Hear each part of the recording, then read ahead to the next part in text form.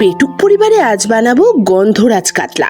প্রথমে কাতলা মাছের গায়ে হলুদ করিয়ে নিতে হবে, আর সেই সময় নুন আর গন্ধরাজ লেবুর খোসা গ্রেট করে একসঙ্গে মেখে রেখে দাও 10 মিনিট।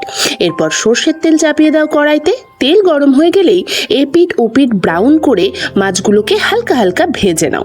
তারপরে সেই তেলেই গোটা গরম মশলা আর তেজপাতা ফোড়ন দিয়ে একটা বড় সাইজের পেঁয়াজ কুচি আর একটা টমেটো কুচি ওখানে ভাজতে বসিয়ে দাও।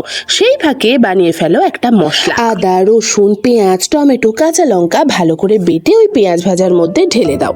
তারপর তাতে 1 চামচ জিরে গুঁড়ো আর 1 চামচ ধনে গুঁড়ো ভালো করে মিশিয়ে কষতে বসিয়ে আরও একটা মশলা বানিয়ে ফেলো।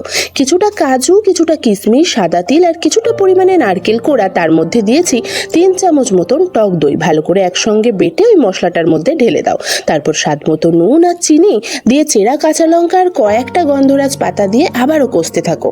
মশলার গা থেকে তেল ছেড়ে দিলেই পরিমাণ মতন জল দিয়ে দাও। জল ফুটে উঠলে মাছগুলো ছেড়ে দাও। গ্রেভি মোটা হয়ে গেলে কয়েকটা গন্ধরাজ লেবুর টুকরো ঝোলের মধ্যে দিয়ে গ্যাসটা নিভিয়ে দাও। তারপর আর কি, গরম গরম ভাতে এই সুন্দর রেসিপিটা খেয়ে নাও।